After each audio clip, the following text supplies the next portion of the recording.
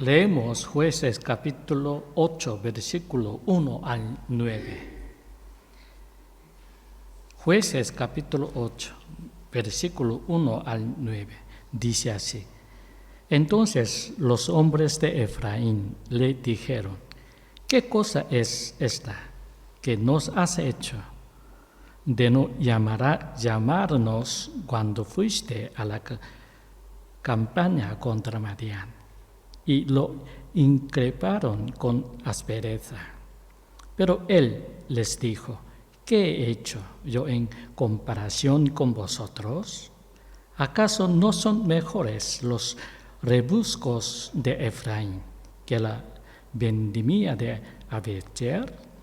Elohim ha entregado en vuestras manos a Oreb y a Zeeb, jefes de Madián. ¿Qué podía hacer yo en comparación con vosotros? Entonces su enojo se aplacó cuando dijo esto. Entre tanto, Gedeón había llegado al Jordán y lo había pasado. Él y los 300 hombres que tenía consigo, los cuales estaban cansados, pero continuaban la persecución. Y dijo a los hombres de Scot: Os ruego que deis panes a la gente que me sigue, porque están cansados, y estoy persiguiendo a Zeba y a Zalmuna, reyes de Madián. Pero los gobernantes de Scot le respondieron: Está ya no en tu poder la mano de Zeba y Zalmuna, ¿para qué demos pan a tu tropa? A lo que respondió Gedeón por esto: Cuando Yahvé haya entregado en mi mano a Zeba y a Zalmuna, trillaré vuestra carne con espinos y abrojos del desierto. Y subió de allí a Peniel, y les habló de la misma manera. Y los hombres de Peniel le respondieron de la misma manera que los hombres de Sucot. Entonces él habló también a los hombres de Peniel, diciendo: Cuando regrese en paz, derribaré esta torre. El vapor que se escapa de una tetera sobre el fuego no es nada en sí. Sin embargo, concentrado puede mover barcos y trenes.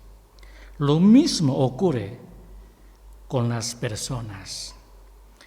Las capacidades de las personas son limitadas. Sin embargo, aunque sea una cantidad pequeña de poder, puede ser de gran potencia si se concentra en el objetivo correcto. Lo mismo ocurre con la iglesia. Si no tiene el objetivo correcto, desperdiciará energía y tiempo en cosas inútiles. Si la iglesia trabaja diligentemente en esa educación y aquella educación, este negocio y aquella negocio, sin tener el objetivo correcto, terminará amontonando un montón de cosas que se quemarán delante del Señor. Si es así, ¿de qué sirve todo este duro trabajo y esfuerzo? El Señor dio a los santos salvados una segunda oportunidad en la vida. Así que no tenemos tiempo para perder. Ahora, no hay tiempo para probar esto y aquello con la codicia o la vanidad. Solo hay un camino para encontrar nuestra meta: ser fiel hasta la muerte y terminar el resto de la vida gloriosamente. Debemos encontrar la voluntad perfecta que Dios quiere de nosotros y morir mientras la hacemos. Entonces, ¿qué debemos hacer para encontrar la voluntad perfecta de Dios y ser fieles a ella? Gedeón no está mostrando respuesta hoy. Gedeón y sus 300 guerreros no pensaron que todo había terminado cuando derrotaron a los guerreros de Madián. No se contentaron con matar a 2 generales, Oreb y Zeeb. Su objeto era derrotar hasta el final a las fuerzas de Madián para que no volvieran a atacar a Israel. Gedeón fue fiel a la misión que le fue encomendado hasta el final, fiel a su nombre, Jerobbaal. Gedeón podría haber ampliado aún más su ejército después de ganar en la guerra, pero no lo hizo. Luchó contra el enemigo con 300 personas hasta el final. Fue porque sabía que estas 300 personas cuyos pensamientos y acciones estaban aliados eran más fuertes que decenas de miles de soldados cuyos intereses y pensamientos eran complicados y sus acciones eran inconsistentes. Lo que necesitamos encontrar en la palabra hoy es cómo utilizar eficazmente el resto de nuestras vidas para el Señor. Se trata de cómo lograr la perfecta voluntad del Señor, sin ensayo y error y sin pérdida de tiempo. Una persona codiciosa que trata de hacerlo todo bien no logra nada. Solo quien se dedica al objetivo correcto hasta el final obtendrá la corona de la victoria. Descubrámoslo en detalle a través del texto. El primer tema es la queja de la tribu de Efraín. Gedeón y 300 guerreros asaltaron el campamento de Madián de noche y obtuvieron una gran victoria. Pero surgió un problema dentro de Israel. El pueblo de Efraín estalló en quejas sin sentido.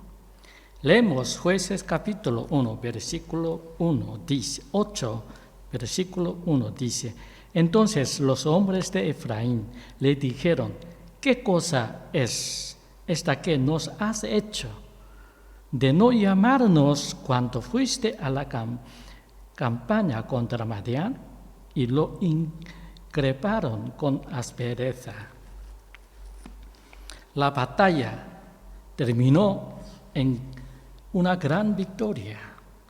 Solo quedaba perseguir a los últimos soldados sobrevivientes y poner fin a la guerra. Pero en ese mismo momento, estalló de descontento de la tribu de Efraín. Dijeron: ¿Quiénes sois para atacar a Madián sin preguntarnos? Si no sabéis lo que la tribu de Efraín solía pensar de la tribu de Manasés, no entenderéis por qué protestaron así. Leemos Génesis capítulo 48, versículos 17 al 20. Génesis capítulo 48. Versículo 17 al 20. Dice así: Pero José, viendo que su padre había colocado la diestra sobre la cabeza de Efraín, le desagradó y asió la mano de su padre para cambiarla de la cabeza de Efraín a la cabeza de Manasés. Mientras decía a su padre: Así no, padre mío, porque este es el primogénito. pon tu diestra sobre su cabeza. Pero su padre rehusó y dijo, lo sé, hijo mío, lo sé. También él llegará a ser un pueblo y también será grande.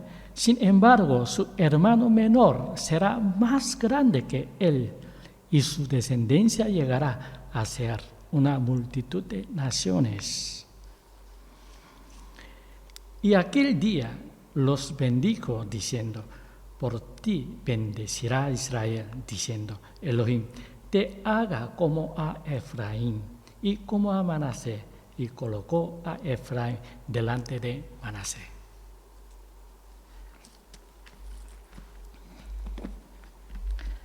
La tribu de Efraín trató a la tribu de Manasés como gente que no podía hacer nada por sí misma. Los consideraban personas que debían preguntar o pedir ayuda. Era inconcebible que se atrevieran a hacer algo sin consultarlos. Pero esta vez, sin decir una palabra, atacaron preventivamente a Madián y por supuesto los hicieron pelear. Esto les resultó muy desagradable. Es amor que la gente de Efraín trate así a la gente de Manasés, o es amor propio. Efraín pretende hacerlo por amor, pero para el pueblo de Manasés esto no fue más que egocentrismo. Podríamos combinar las dos cosas y llamarlo amor egocéntrico. A veces hay mamás que piensan que sus hijos no pueden hacer nada sin su ayuda, aunque ya son adultos.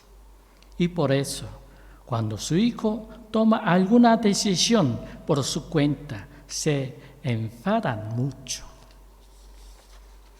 El amor egocéntrico que hace que la otra persona sea incapaz de defenderse a sí mismo es malvado. El amor de los jefes de pandilla es algo parecido. Un jefe de pandilla nunca permite que sus subordinados tomen decisiones de forma independiente y se encargó de todo. Una persona que no puede romper este vínculo no puede ser una persona verdaderamente responsable. Gedeón rompió esta cadena. En esta oportunidad rompió la cadena de amor egocéntrico de Efraín. Al reclutar soldados, Gedeón deliberadamente no llamó a los de la tribu de Efraín. El problema fue que los llamó después y se sintieron humillados. En el versículo 1 dice que lo increparon con aspereza. Un paso más y estallaría la guerra.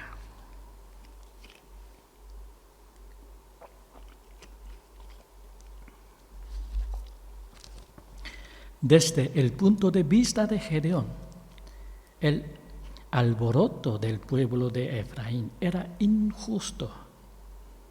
Desde el comienzo de la guerra, tuvo que soportar la carga él solo.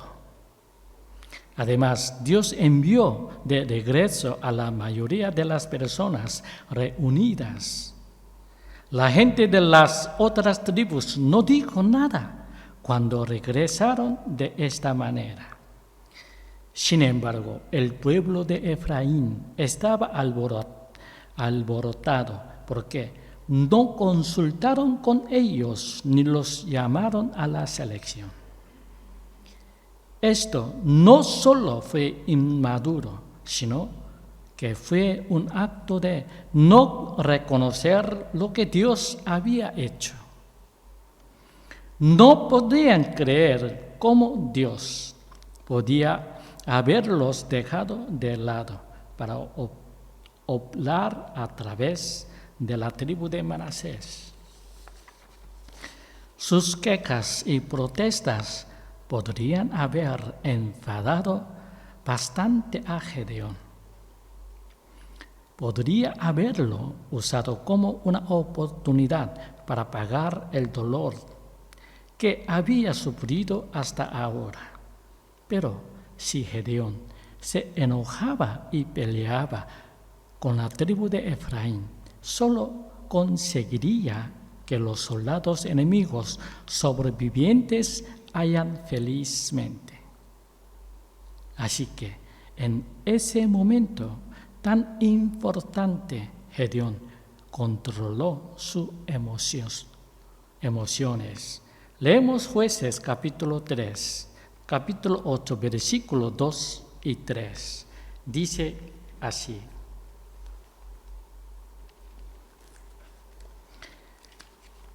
Jueces capítulo 8, versículo 2, 3.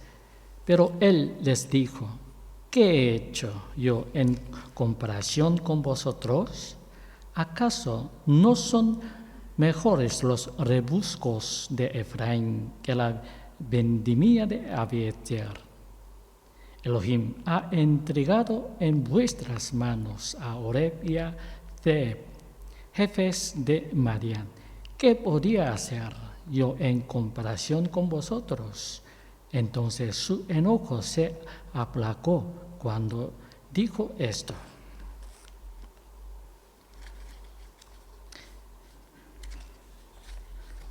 La insatisfacción de Efraín provenía de orgullo. Debido a esta insatisfacción, Gedeón casi peleó contra ellos, pero su objetivo era atrapar a los soldados enemigos sobrevivientes. Los protestas del pueblo de Efraín casi consiguieron que se desviara del objetivo correcto. Gedeón muestra aquí una asombrosa humildad. La tribu de Efraín solía menospreciar a la tribu de Manasés, diciendo que la tribu de Efraín era tan sobresaliente que incluso el peor de su pueblo era mejor que el mejor de la tribu de Manasés. Y Gedeón lo usó para calmar la ira de la tribu de Efraín. Tomaron esto como una disculpa de Gedeón y se fueron a casa en paz. El pueblo de Efraín era tan orgulloso que se negaba a admitir que Dios podía obrar a través de otras personas. No sabían que Dios podía obrar también en otras personas, otras iglesias, otras organizaciones, misiones y en otros lugares.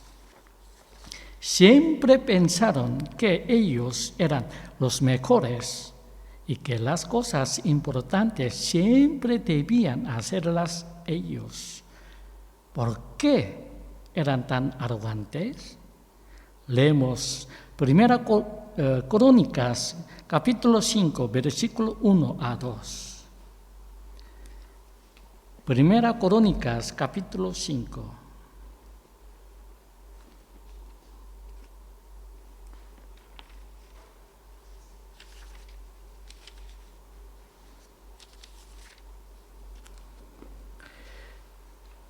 Primera Crónicas, capítulo 5, versículo 1 y 2.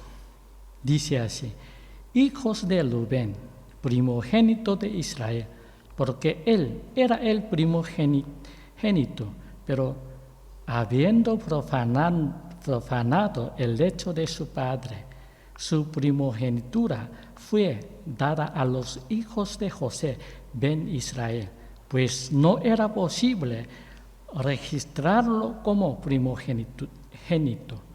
Y aunque la primogenitura correspondía a José, Judá fue superior entre sus hermanos y de él proviene un príncipe. Fueron pues los hijos de Rubén, primogenitura de Israel.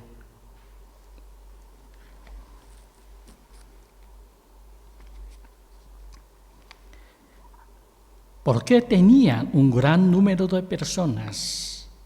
Por el testamento de Jacob, Efraín obtuvo la primogenitura. Efraín era un gran pueblo y no querían admitir que Dios había obrado a través de una tribu más débil. En vez de pelear con ellos, Gedeón se disculpó y los convenció para que se fueran a casa. ¿Tenía miedo? No. Lo hizo porque, aunque fue difícil trabajar con ellos debido a sus diferentes temperamentos y personalidades únicas, aún así se unieron en la guerra. Eran compañeros de trabajo que sudaban y se esforzaban juntos. Por eso Gedeón no peleó con ellos. Hay mucha gente que gasta energía en guerras psicológicas inútiles porque no pueden distinguir entre amigos y enemigos. Un ejemplo típico es un conflicto con los padres. Gedeón tenía complejo de inferioridad. Después de ganar la guerra, podría haberla acabado con eso, pero no lo hizo. Cuando alguien tiene un problema, no solo se avía de ese problema, se sacan todos los malos recuerdos y se lanza fuertes críticas. Y sus amigos deben hacer todo lo posible para calmar su ira con palabras sabias e impedir que surjan disputas. El segundo tema es la indiferencia de la gente del lado este del Jordán.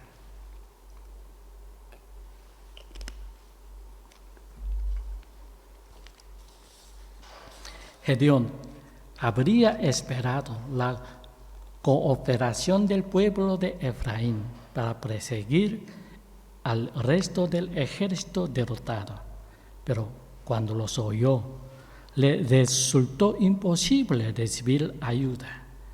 Así que, con solo 300 hombres, persiguió a Zeba y Zalmunna, reyes de Madián. Cuando cruzaron el Jordán, estaban muy cansados porque los persiguieron sin comer ni beber.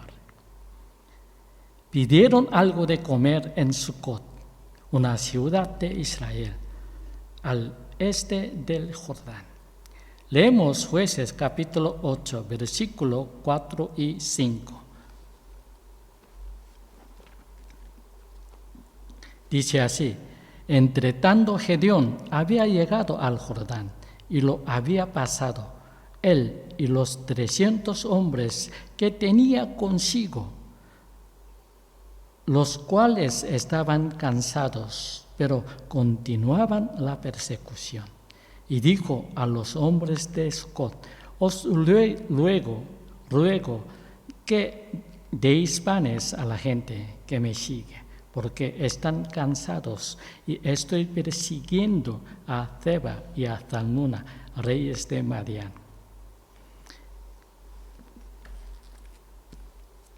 Gedeón, 300 hombres valientes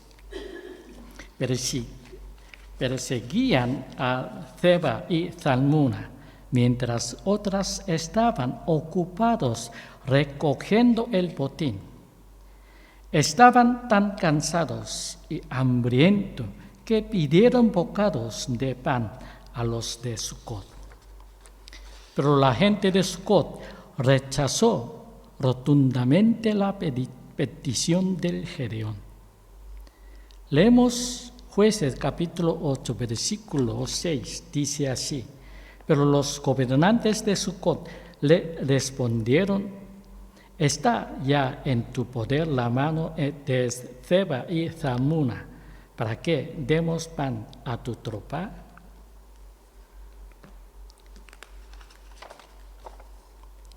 Rechazaron la petición porque el ejército de Gedeón era muy pequeño. ¿Cómo iba a ganar 3 hombres contra 15,000? Otra razón por la que rechazaron la petición fue por miedo a represalias de Zeba y Zalmuna por ayudar a Gedeón. Pero la naturaleza del ejército de Gedeón era fundamentalmente diferente. Los israelitas habían sido oprimidos por Madián durante 18 años y ahora, después de la oscuridad, Dios les dio una oportunidad. Si no aprovechan esta oportunidad, vendrán a oprimirlos de nuevo. En este momento crítico, el ejército de Gedeón estaba sediento, hambriento y exhausto. Pero la gente de Sucot no quiso ayudar porque estaban cómodos y no querían arriesgarse. Gedeón estaba furioso por el rechazo. Leemos Jueces capítulo 8, versículo 7, dice así: a lo que respondió Gedeón: por esto, cuando Yahvé haya entregado en mi mano a Zeba y a Zalmuna, trillaré vuestra carne con espinos y abrojos del desierto.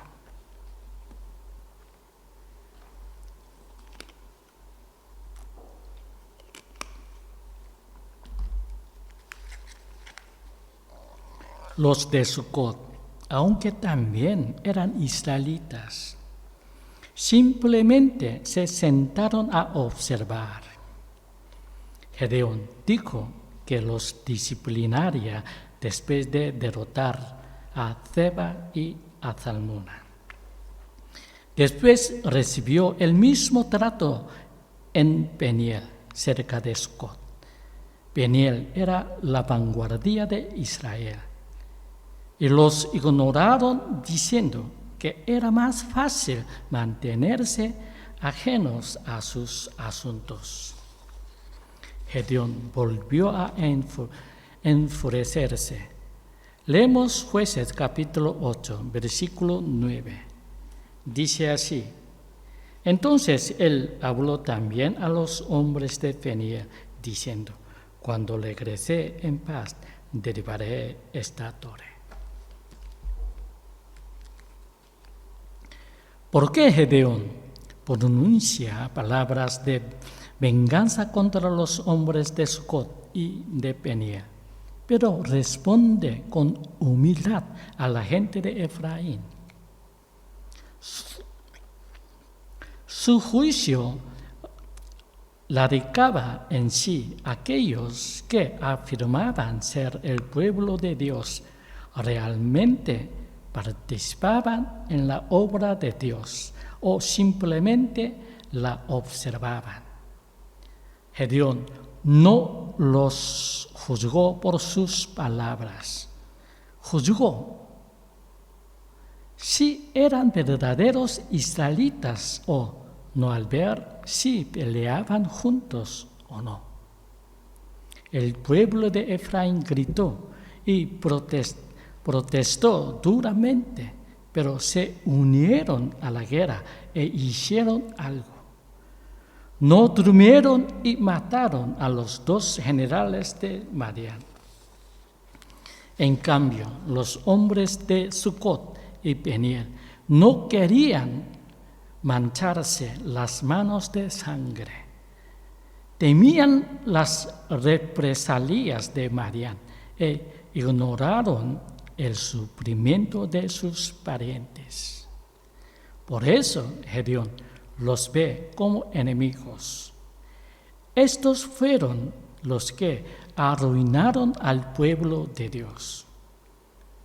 Incluso hoy en día, los que desaniman la voluntad del pueblo de Dios no son los de Efraín, que son inmaduros, que gritan para que se les trate bien, sino los de Sucot y Peniel, que no participan porque no quieren sufrir. Repetimos, incluso hoy en día, los que desaniman la voluntad del pueblo de Dios no son los de Efraín, que son inmaduros, que gritan para que se les trata bien, sino los que Sucot y Peniel, que no participan porque no quieren sufrir. Para Gedeón, ellos eran los verdaderos enemigos de Israel. El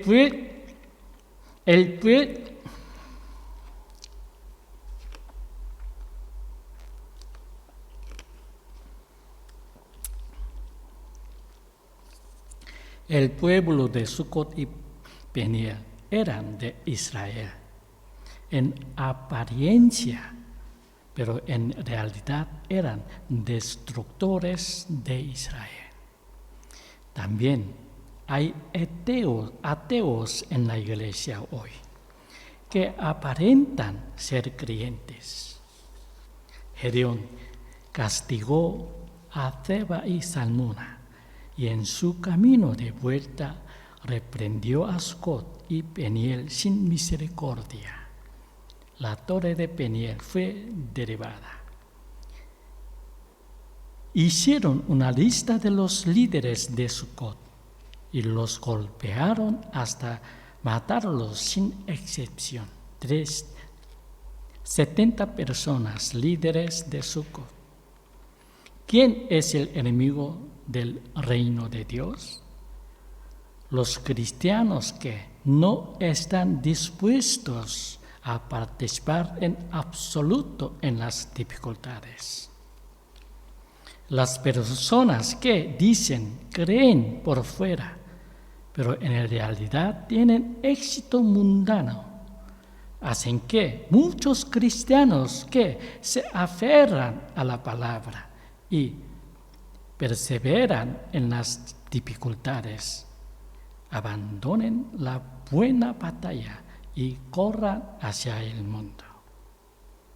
Las personas que te hacen pensar, si vengo a la iglesia después de haber tenido éxito en el mundo, me harán anciano o diácono, son enemigos muy aterradores de la iglesia. Repetimos, ¿quién es el enemigo del reino de Dios? Los cristianos que no están dispuestos a participar en absoluto en las dificultades. Las personas que creen por fuera, pero en realidad tienen éxito mundano, hacen que muchos cristianos que se aferran a la palabra y perseveran en las dificultades, abandonen la buena batalla y corran hacia el mundo. Las personas que te hacen pensar, si vengo a la iglesia después de haber tenido éxito en el mundo, me harán anciano o diácono, son enemigos muy aterradores de la Iglesia. Terminamos aquí el estudio de hoy. Seguiremos más adelante si Dios quiere. Que tengáis una semana llena de comunión con Dios. Que Dios os bendiga. Amén.